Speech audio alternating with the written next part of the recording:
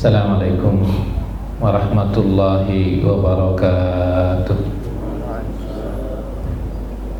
Alhamdulillah, alhamdulillahilladzi arsala rasulahu bil huda wa dinil haqq liyuzhirahu ala dini kulli wa kafa billahi syahida. Asyhadu an la ilaha illallah wahdahu la syarikalah wa asyhadu anna Muhammadan abduhu wa rasuluh la nabiyya ba'dah. Allahumma fassalli wa sallim wa barik ala Muhammadin wa ala alihi wa sahbihi ajma'in, amma ba'd. Subhanaka la ilma lana illa ma 'allamtana innaka antal alimul hakim. Ma'asyiral muslimin wal muslimat rahimakumullah, hadirin Bapak dan Ibu jamaah salat subuh yang berbahagia. Alhamdulillah, puji dan syukur kembali kita panjatkan kehadirat Allah Subhanahu wa ta'ala, karena berkat taufik hidayah dan nikmatnya lah kita dapat melaksanakan kewajiban kita pagi hari ini, salat subuh berjamaah serta ibadah yang lainnya. Mudah-mudahan amal ibadah kita, khususnya salat kita, diterima oleh Allah Subhanahu wa ta'ala. Amin ya rabbal alamin. Bapak dan Ibu yang dimuliakan Allah Subhanahu wa ta'ala, pada kesempatan pagi ini kita kembali akan mentadaburi dan memahami lebih dalam lagi firman-firman Allah Subhanahu wa ta'ala, terutama firman-Nya yang terdapat di dalam surat Al-Anfal. Kita pagi ini akan membahas lanjutan dari kajian sebelumnya, yaitu ayat yang ketiga dari surat Al-Anfal. Di dalam surat Al-Anfal ayat yang ketiga, Allah Subhanahu wa ta'ala masih menjelaskan atau melanjutkan penjelasannya tentang sifat-sifat orang-orang yang beriman, atau karakteristik orang-orang yang beriman kepada Allah Subhanahu wa ta'ala. Kalau di ayat yang kedua Allah Subhanahu wa ta'ala menyebutkan beberapa sifat orang yang beriman, di antaranya orang yang beriman itu apabila disebut nama Allah, hatinya akan bergetar, muncul rasa takut kepada Allah Subhanahu wa ta'ala. Dan apabila dibacakan ayat-ayat Allah Subhanahu wa ta'ala, maka imannya bertambah, imannya semakin kuat, imannya semakin baik, diiringi dengan ketaatan yang semakin sempurna kepada Allah Subhanahu wa ta'ala, dan ketawakalan mereka kepada Allah Subhanahu wa ta'ala begitu besar.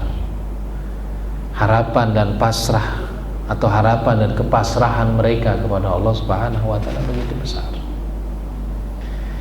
Nah, kemudian di ayat yang ketiga Allah Subhanahu wa ta'ala melanjutkan sifat dan kriteria orang-orang yang beriman. Allah katakan alladzina yuqimunas salata wa mimma razaqnahum yunfiqun. Orang-orang yang beriman itu juga adalah orang-orang yang yuqimunas shalah, menegakkan salat.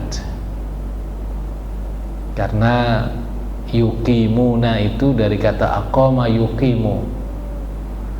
Secara harfiah aqama itu artinya mendirikan, menegakkan. Allah Subhanahu wa taala ya, ingin menjelaskan tentang sifat orang yang beriman berikutnya adalah yang yuqimunas shalah, menegakkan shalah.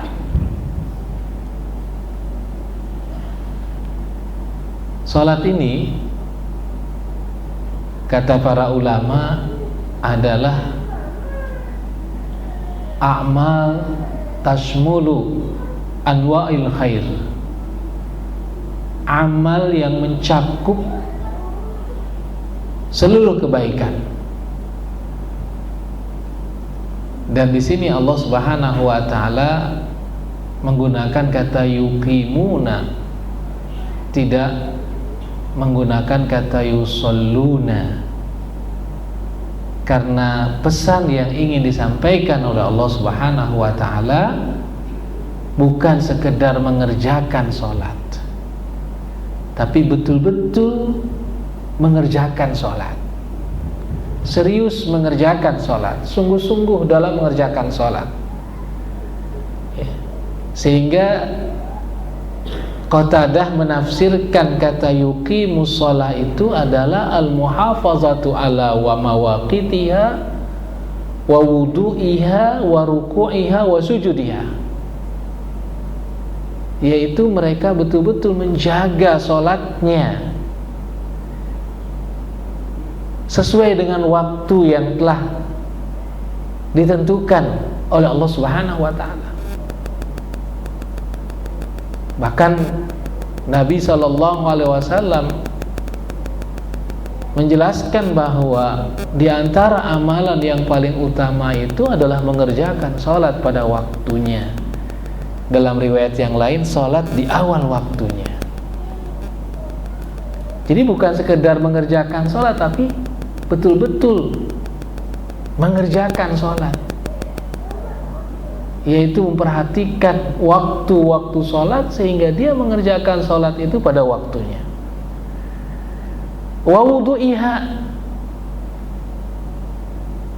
mengerjakan sholat di sini juga artinya adalah memperhatikan wudunya atau syarat sah sholatnya. Wudunya itu dilakukan dengan benar, wudunya itu dilakukan sesuai dengan tuntunan Rasulullah SAW, bukan sekedar wudu, apalagi sampai tidak wudu di dalam mengerjakan sholat. Wa ruku'iha wa sujudiha, dan ya, ruku serta sujudnya itu dilakukan dengan benar, atau rukun-rukun sholatnya itu dia tahu betul dan dia perhatikan betul, sehingga orang tersebut mengerjakan sholat dengan sebenar-benarnya, dengan sebaik-baiknya.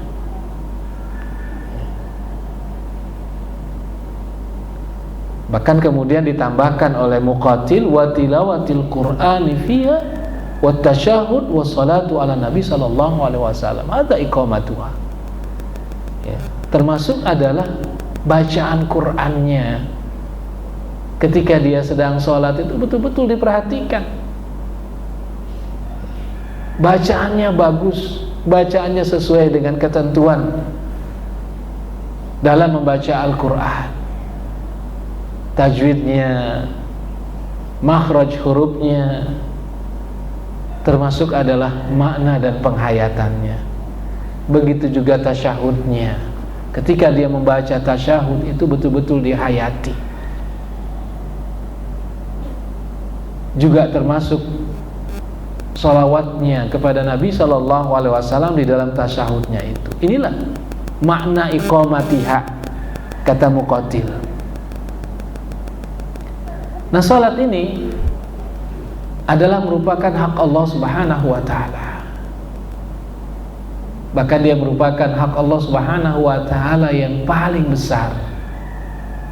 Oleh karenanya salat ini adalah amalan yang pertama kali nanti akan dihisab oleh Allah Subhanahu wa taala. Amalan yang akan pertama kali diperiksa oleh Allah Subhanahu wa taala. Dan beruntunglah ketika seseorang diperiksa salatnya, ternyata salatnya bagus, karena seluruh amalnya akan dianggap bagus.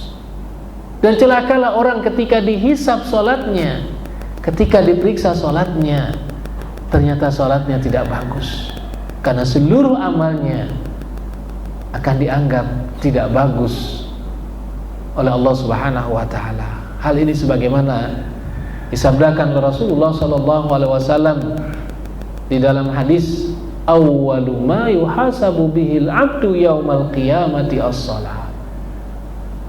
Yang pertama kali nanti akan diperiksa oleh Allah Subhanahu wa taala dari amal perbuatan kita sebagai manusia, sebagai hamba Allah Subhanahu wa taala adalah salat kita. Dan apabila salat kita baik, salat kita bagus, maka seluruh amal ibadah kita pun dianggap baik dan bagus oleh Allah Subhanahu wa taala. Tapi kalau salat kita bermasalah, salat kita tidak bagus, salat kita banyak kekurangannya, salat kita tidak memenuhi syarat sah untuk diterima, maka seluruh amal ibadah kita dianggap tidak baik dan tidak bagus oleh Allah Subhanahu wa taala. Oleh karena itu, memahami salat yang benar, salat yang baik, salat yang bagus, ini menjadi satu hal yang sangat penting, karena salat inilah yang pertama kali akan diperiksa oleh Allah Subhanahu wa taala. Wa mimma razaqnahum yunfiqun.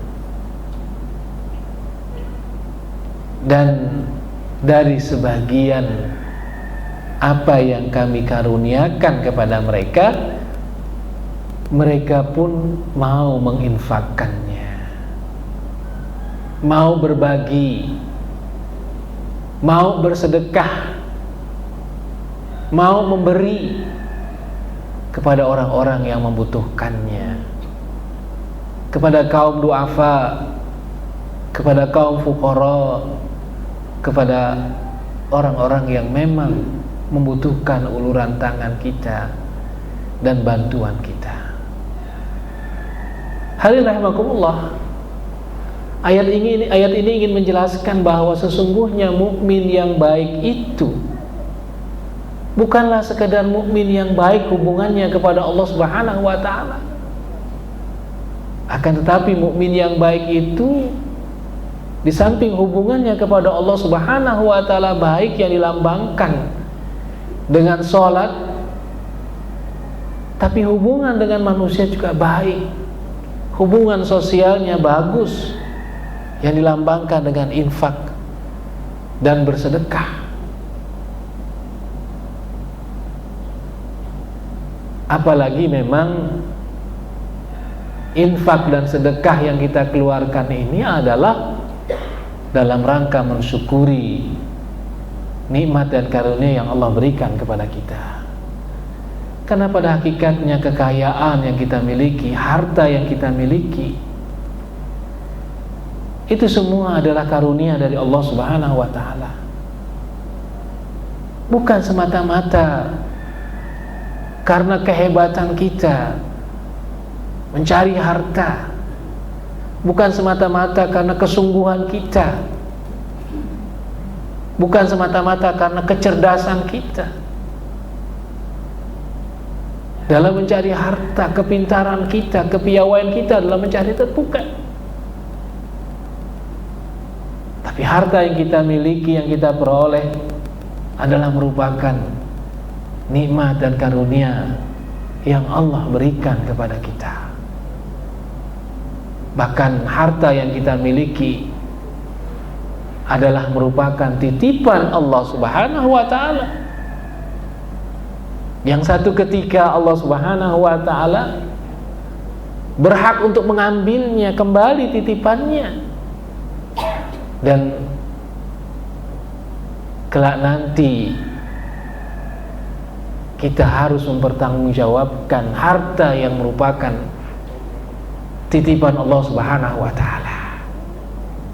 Di dalam hadis Rasulullah sallallahu alaihi wasallam mengatakan bahwa nanti manusia tidak akan bergerak menuju surga ataupun neraka kecuali dia bisa menjawab atau telah diajukan 4 pertanyaan utama kepadanya.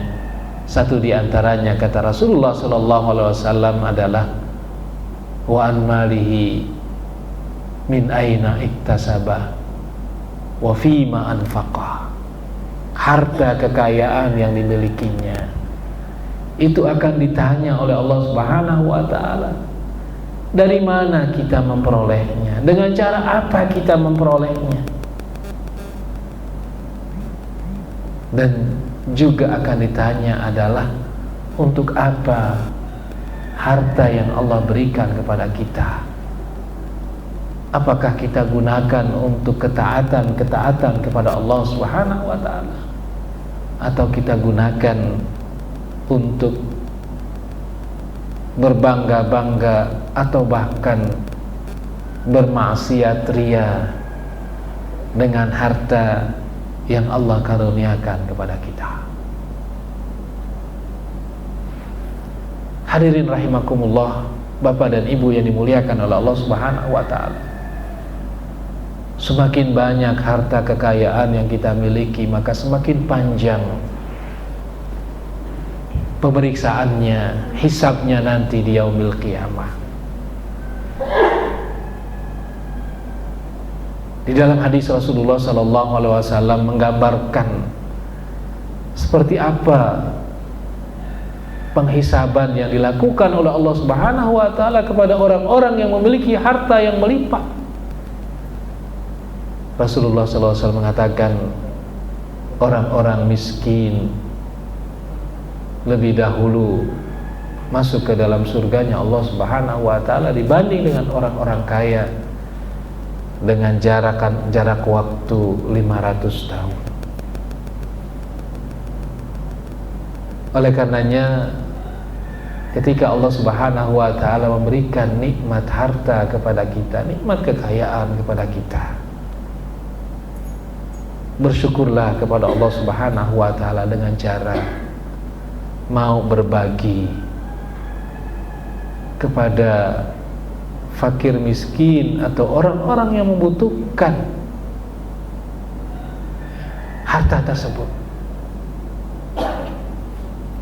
Karena harta yang kita keluarkan untuk sedekah, untuk infak, untuk sumbangan,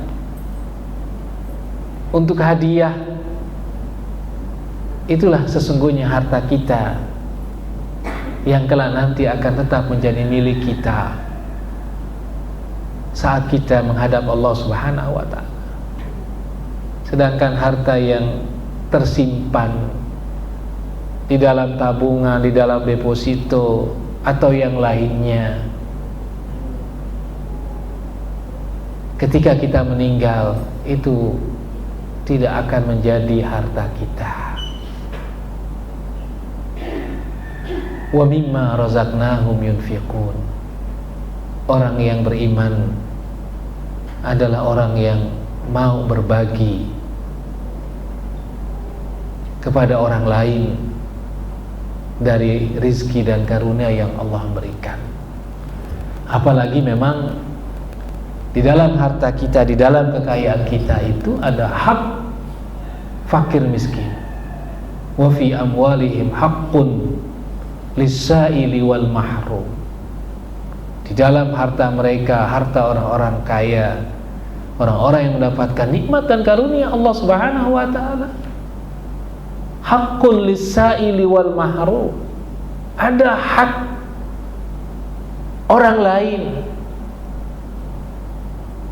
baik mereka yang meminta haknya ataupun mereka yang tidak meminta haknya, harus dikeluarkan. Kalau tidak, harta itu akan menjadi bencana dan musibah besar bagi kita. Na'udzubillah min dzalik. Ulaika humul mu'minuna haqqan. Allah Subhanahu wa ta'ala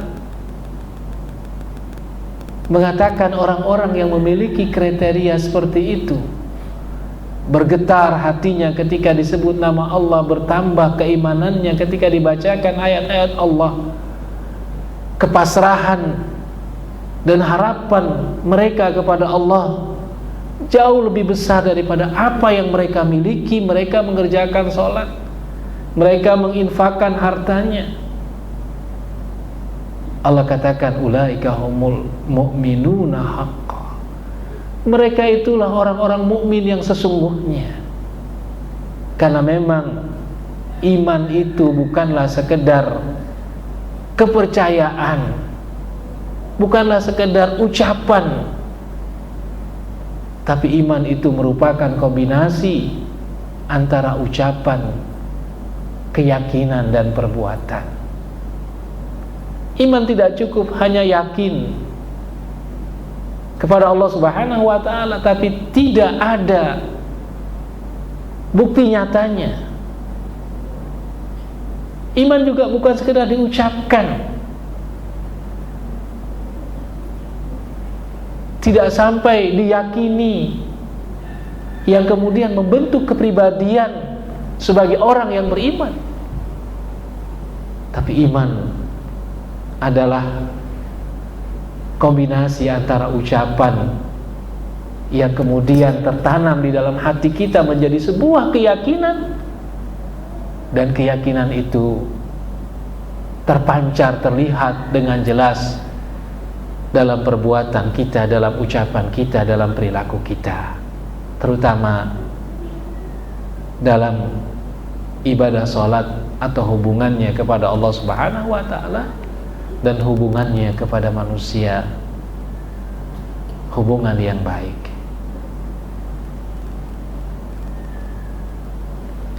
Di dalam sebuah hadis yang diriwayatkan oleh Haris ibn Malik al-Ansari, satu ketika dia bertemu dengan Rasulullah sallallahu alaihi wasallam. Haris ibn Malik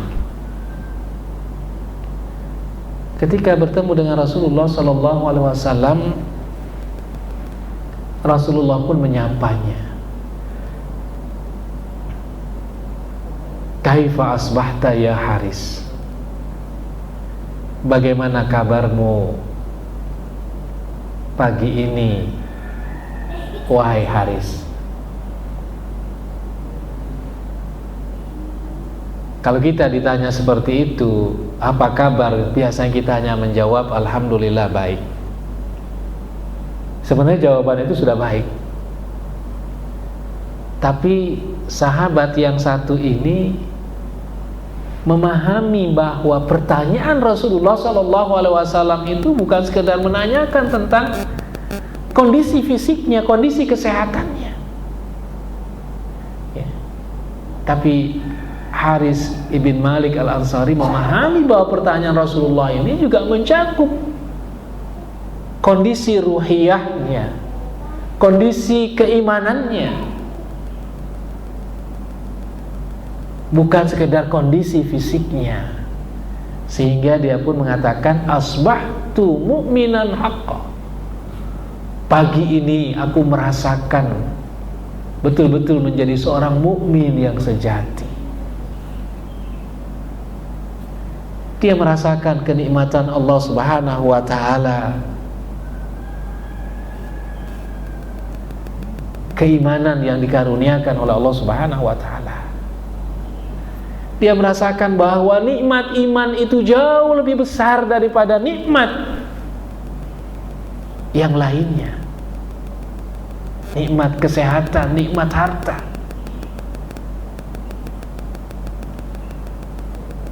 Dan inilah yang harus kita sadari, bahwa nikmat iman itu jauh lebih berharga dan lebih besar daripada nikmat yang kaitannya dengan fisik atau yang kaitannya dengan harta. Sehingga kalau kita misalnya kesehatan kita diuji oleh Allah Subhanahu wa ta'ala, kekayaan kita berkurang diuji oleh Allah Subhanahu wa ta'ala, kita tidak perlu risau, tidak perlu sedih selama kita tetap dalam keadaan beriman kepada Allah Subhanahu wa taala. Apalagi kemudian kita sadari bahwa memang iman yang kita miliki ini akan menghadapi ujian-ujian yang berat.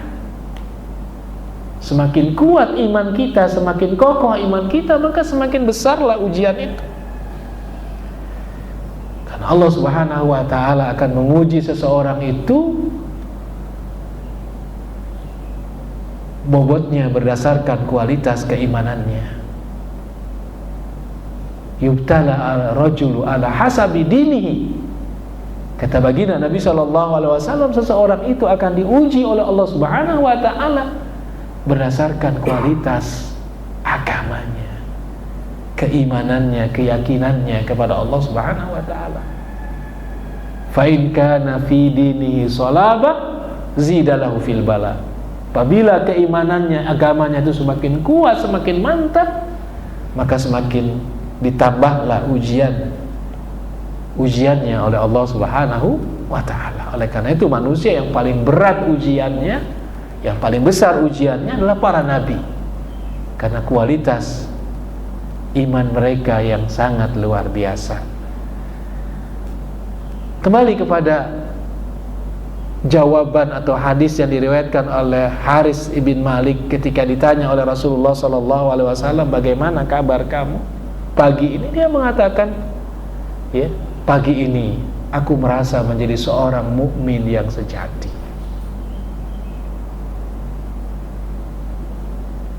Ketika dia mengatakan seperti itu, Rasulullah tidak kalah cerdasnya dengan Haris ibn Malik yang ditanya dengan jawaban mengatakan, aku telah menjadi seorang mukmin sejati.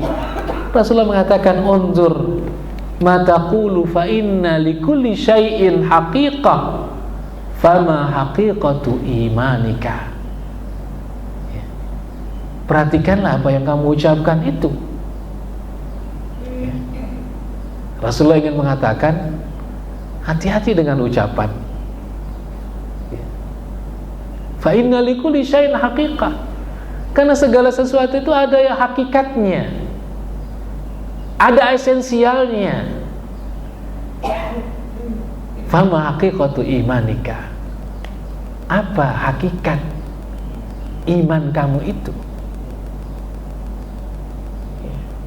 Karena tadi Haris ibn Malik mengatakan, aku merasa menjadi seorang mukmin yang sejati. Kata Nabi, apa hakikatnya iman kamu itu menjadi seorang mukmin sejati? Apa indikatornya kalau bahasa kita sekarang? Kalau kamu itu sebagai mukmin yang sejati? Maka Haris bin Malik pun menjelaskan tentang makna ucapannya, tentang hakikat keimanannya. Azafat nafsi anid dunya. Jiwa ini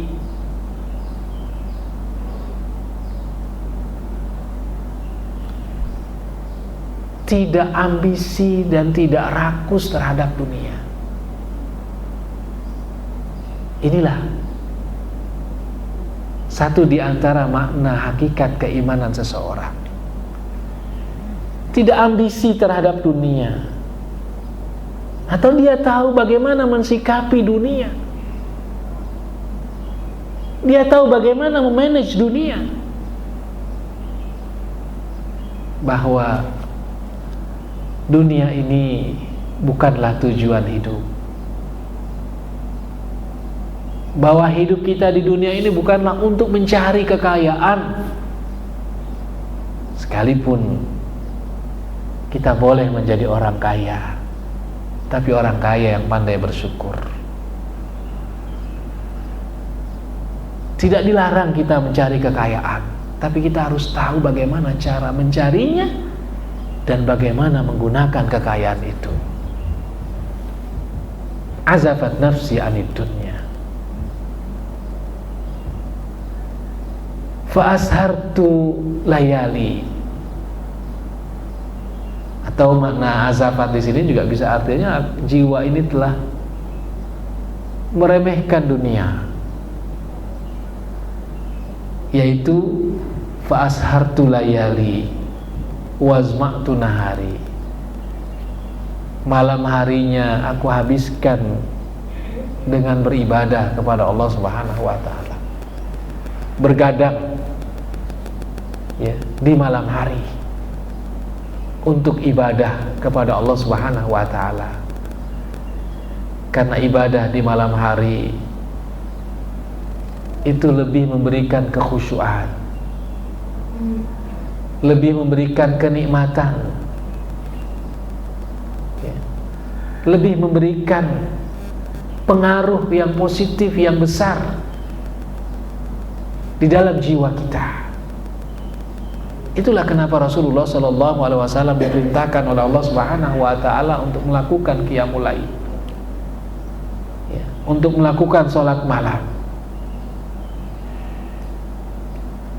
Dan tidak ada ceritanya mereka mengatakan, loh, kalau saya sholat malam kelamaan, kepanjangan, besoknya ngantuk. Mereka tidak khawatir ya, paginya ngantuk karena beribadah kepada Allah Subhanahu wa taala pada malam hari ya, sekalipun Islam juga mengajarkan kepada kita untuk istirahat yang cukup ya, karena badan kita, fisik kita ini punya hak yang harus kita penuhi. Fa inna li badanika alaika haqqun, kata Nabi SAW dalam hadis yang lain bahwa fisik kamu itu punya hak untuk diistirahatkan ketika memang lelah, ketika memang capek, ketika memang butuh untuk istirahat, butuh untuk tidur.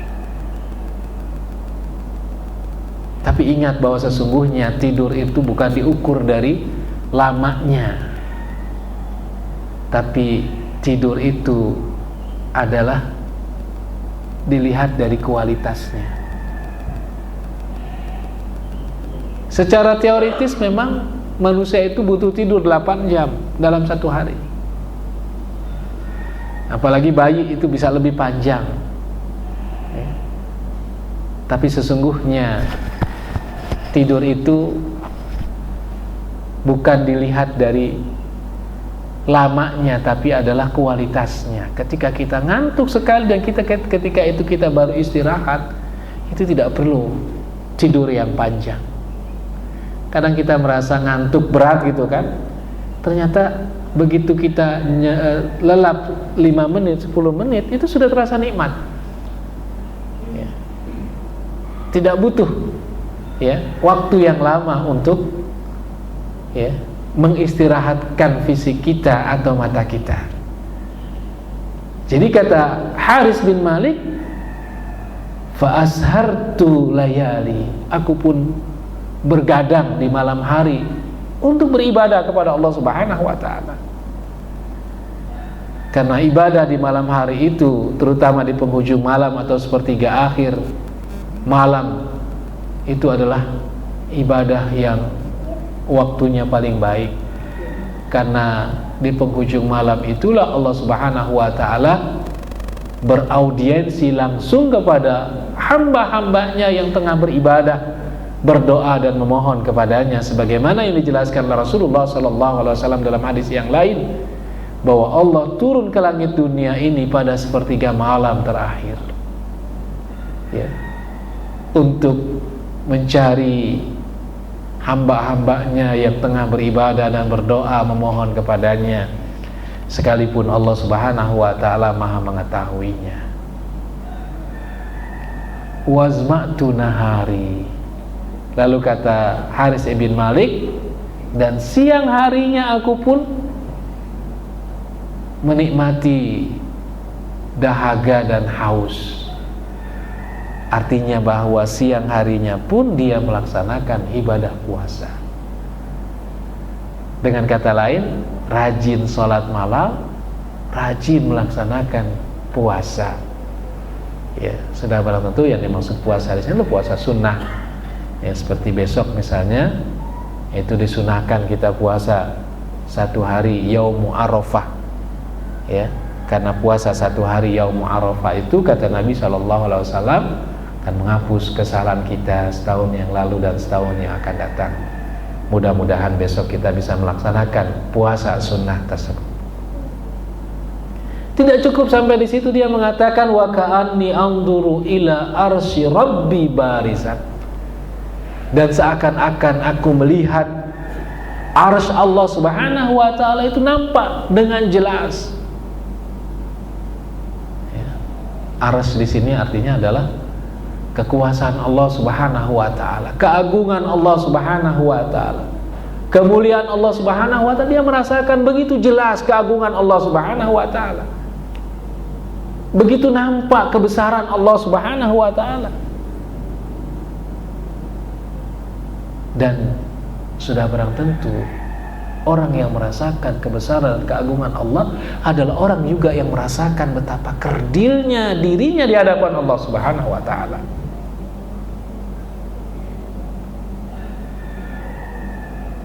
Seorang yang merasakan keagungan ya, majikannya atau direkturnya, ya, ditambah lagi memang ketergantungannya begitu besar dan harapannya begitu besar kepada majikannya, pasti dia akan memposisikan dirinya itu ya begitu kecil.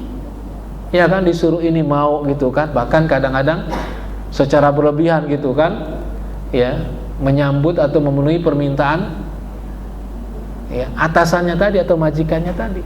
Begitulah manusia yang merasakan keagungan Allah Subhanahu wa taala, merasakan kebesaran Allah Subhanahu wa taala. Dia akan merasakan betapa dirinya begitu kerdil, begitu kecil, betapa tidak bernilai di sisi Allah Subhanahu wa taala. Apalagi dia membandingkan posisi dirinya dibanding dengan makhluk-makhluk Tuhan yang lain. Betapa kerdilnya manusia di hadapan Allah Subhanahu wa taala. Sehingga di dalam hadis Rasulullah sallallahu alaihi wasallam pernah mengatakan, seandainya seluruh manusia ini taat kepada Allah Subhanahu wa taala, melaksanakan perintah Allah Subhanahu wa taala, tidak ada yang kafir, tidak ada yang maksiat, kata Rasul sallallahu alaihi wasallam, itu tidak akan menambahkan sedikit pun kekuasaan Allah Subhanahu wa taala. Dan sebaliknya, ketika seluruh manusia ini kufur durhaka kepada Allah Subhanahu wa taala, tidak akan mengurangi kekuasaan kerajaan Allah Subhanahu wa taala sedikit pun. Karena bumi jika dibandingkan dengan alam semesta ciptaan Allah Subhanahu wa taala, itu ibarat sebutir pasir di tengah padang pasir yang sangat luas, atau sebutir pasir di antara bongkahan-bongkahan batu yang begitu besar.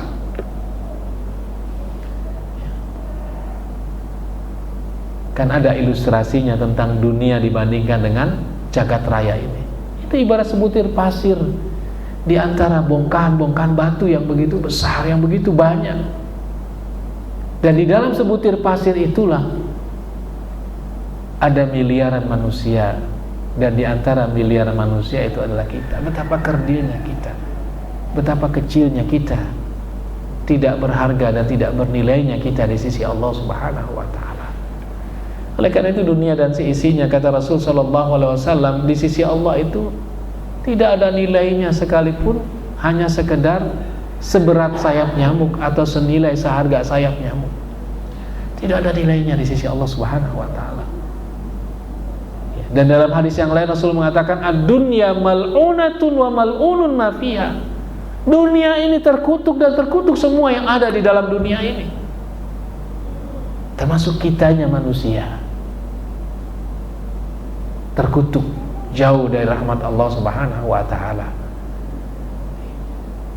Kecuali orang-orang yang beriman dan melakukan amal kebajikan, termasuk di dalamnya aliman atau muta'alliman, kata Nabi, mereka yang mengajar atau mereka yang belajar, mereka itulah yang terbebas dari kutukan Allah Subhanahu wa ta'ala.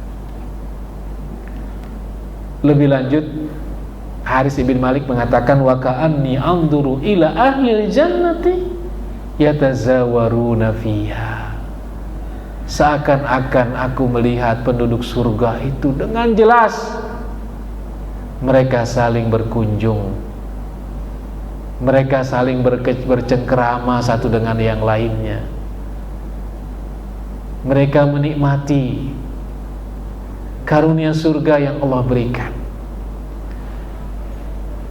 Terbayang di dalam benaknya, di dalam pikirannya, di dalam jiwanya tentang suasana surga, yang ini semakin memotivasi dirinya untuk semakin melakukan ketaatan dan ibadah kepada Allah, untuk mendapatkan ridho Allah, untuk mendapatkan surganya Allah Subhanahu wa ta'ala.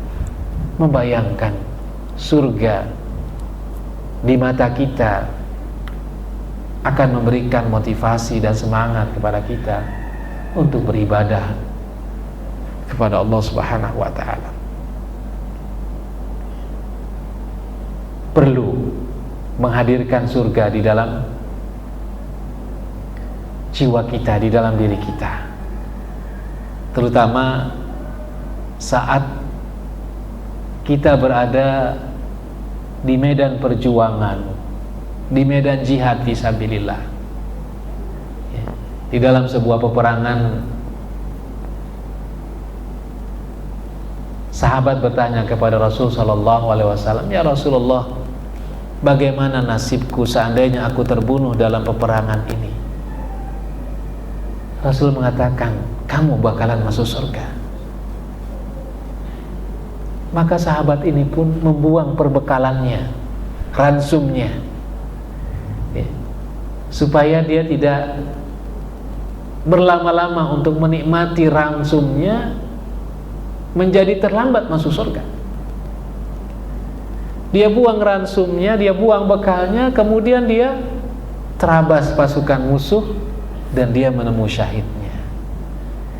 Begitulah orang yang membayangkan surga akan termotivasi untuk melakukan ketaatan, ibadah kepada Allah Subhanahu wa ta'ala, sekalipun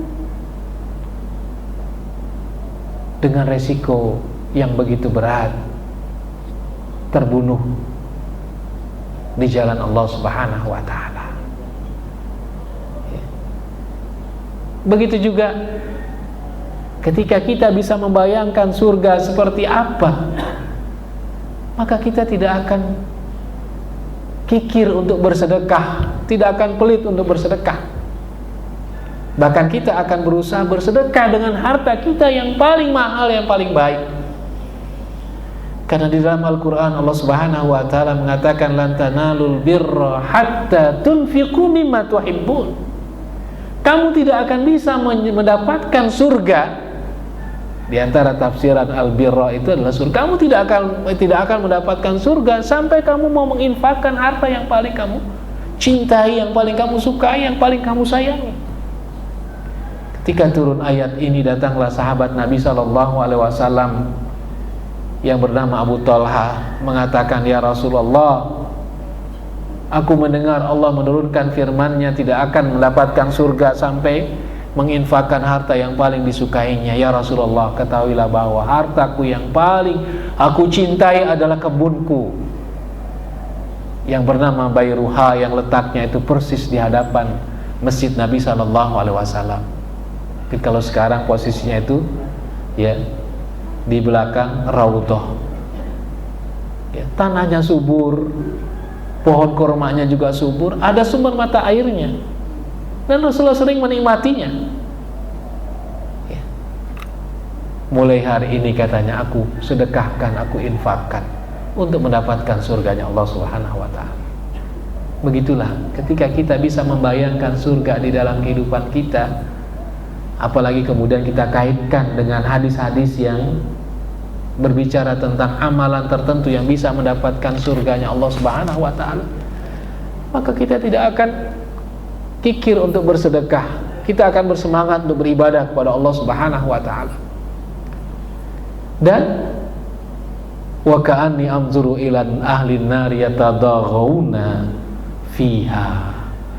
Kata Haris bin Malik, aku pun seakan-akan melihat penduduk neraka tengah berteriak-teriak kesakitan dengan siksa neraka yang begitu berat. Membayangkan neraka di dalam kehidupan kita ini juga merupakan satu hal yang sangat penting, supaya dia bisa menjadi rem untuk kita ketika kita memiliki peluang dan kesempatan untuk melakukan dosa dan maksiat. Remnya adalah membayangkan siksa neraka yang begitu mengerikan, teriakan-teriakan penduduk neraka yang sangat menyayat hati, rintihan mereka yang begitu memilukan. Itu yang perlu juga kita bayangkan di dalam kehidupan kita, terutama saat-saat kita tergoda untuk melakukan perbuatan dosa, perbuatan maksiat, sehingga kemudian kita bisa meninggalkan perbuatan dosa, perbuatan maksiat tersebut. Jawaban Haris, jawaban yang tepat dan memuaskan, sehingga Rasulullah SAW pun mengatakan, ya Haris, arafta falzam. Wahai Haris, kamu telah memahami dan mengerti hakikat keimanan, seperti yang tadi dia katakan. Kata Nabi, ilzam, ya, teruskan, komitmen, istiqomah dengan sikapmu ini, karena inilah yang akan mengantarkan seseorang ke dalam surganya Allah Subhanahu wa ta'ala. Ulaika humul mu'minuna haqqa. Mereka itulah mukmin yang sesungguhnya, mukmin yang sejati, yaitu mukmin yang memiliki hubungan yang baik kepada Allah Subhanahu wa ta'ala, juga memiliki hubungan yang baik kepada manusia. Hablum minallah wa hablum minan nas, lahum darajatun inda rabbihim. Apa balasan yang akan mereka terima dari Allah Subhanahu wa ta'ala? Allah mengatakan untuk mereka darajat, kedudukan yang tinggi di sisi Allah Subhanahu wa ta'ala. Mereka akan ditempatkan pada posisi-posisi yang mulia nanti di yaumil qiyamah. Mereka akan ditempatkan pada posisi-posisi yang terhormat. Lahum darajatun inda rabbihim. Ini menunjukkan bahwa surga itu memiliki tingkatan-tingkatan, sebagaimana juga dijelaskan di dalam hadis Rasulullah SAW.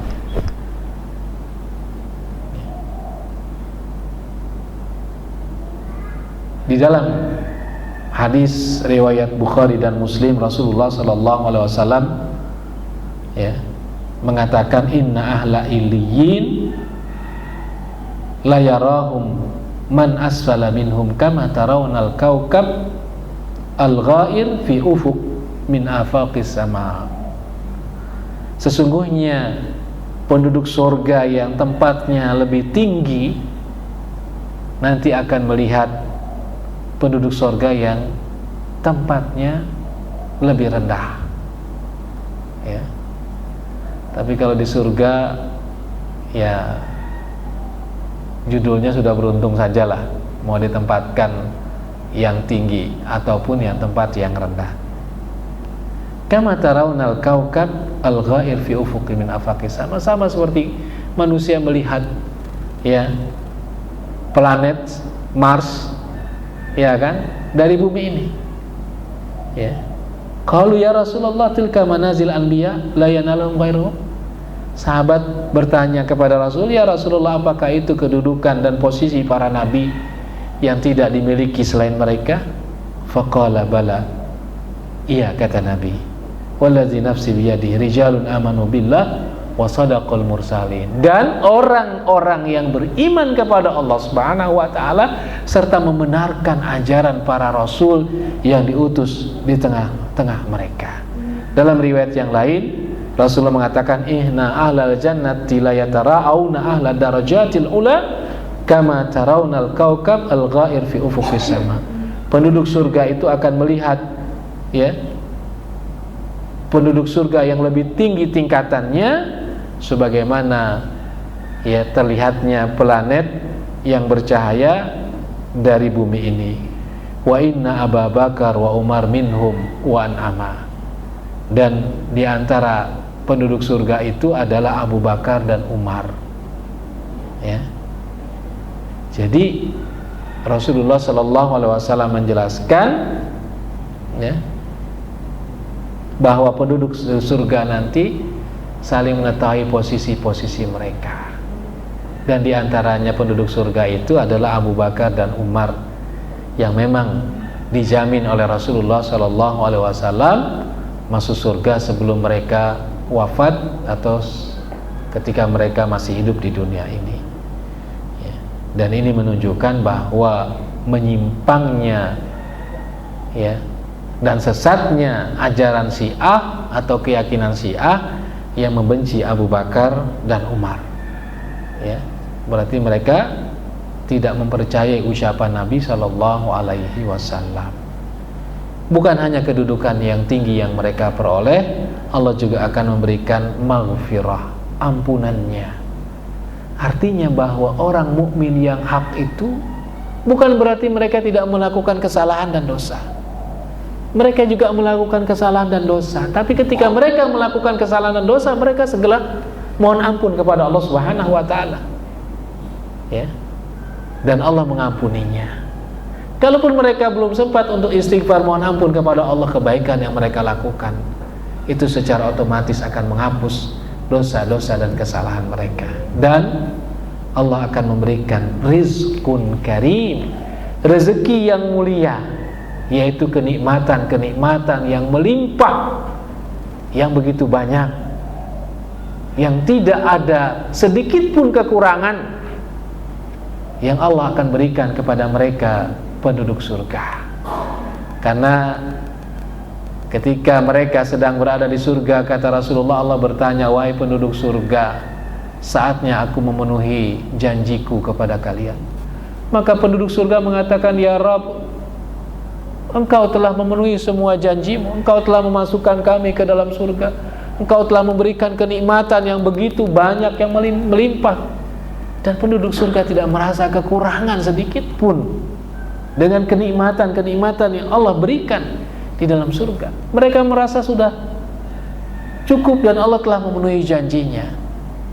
Tapi kata Allah, ada satu hal yang belum aku penuhi, janjiku untuk kalian. Maka tiba-tiba tersingkaplah penghalang, tirai yang selama ini menghalangi manusia dengan Tuhannya. Disitulah Allah memperlihatkan wajahnya, dirinya kepada penduduk surga, dan itu adalah puncak kenikmatan di dalam surga saat penduduk surga melihat wajah Allah Subhanahu wa taala. Mudah-mudahan kita termasuk orang yang akan melihat wajah Allah Subhanahu wa taala nanti di surganya. Amin ya rabbal alamin. Hadirin rahimakumullah, itulah surat Al-Anfal, lanjutan dari, ya, kajian kita pekan sebelumnya. Wallahu a'lam bishawab.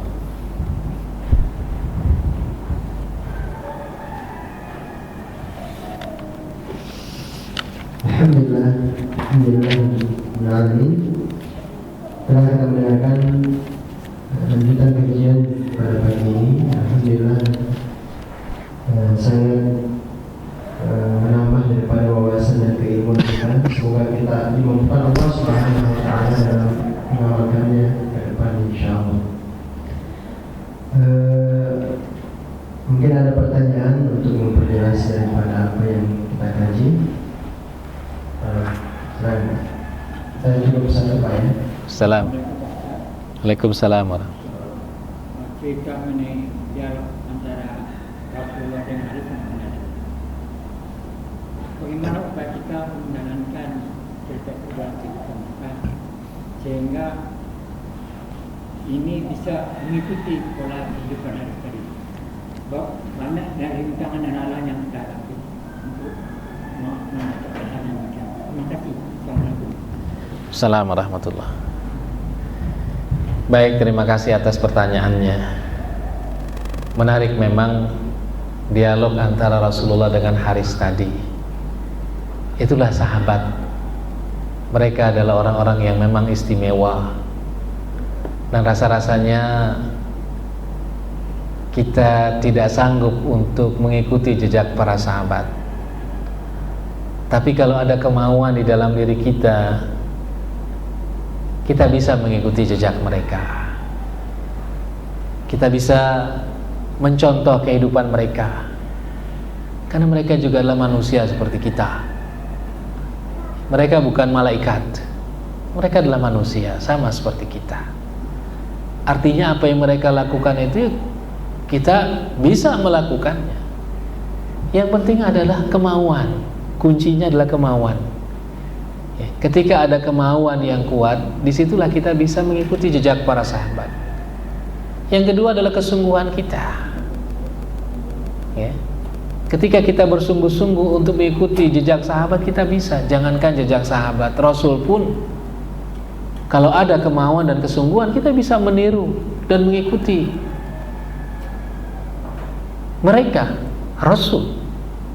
Itulah kenapa Allah Subhanahu wa ta'ala menjadikan Rasul sebagai uswah hasanah kita, karena kita bisa mengikutinya. Sebab tidak mungkin Allah memerintahkan sesuatu yang tidak, manusia itu tidak sanggup untuk melakukannya. Allah memerintahkan manusia untuk melakukan sesuatu, pasti manusia sanggup untuk melakukannya. Tapi kuncinya adalah kemauan dan kesungguhan kita, serta ikhtiar kita, doa kita kepada Allah Subhanahu wa ta'ala, serta latihan-latihan yang perlu kita lakukan untuk mengikuti jejak para sahabat.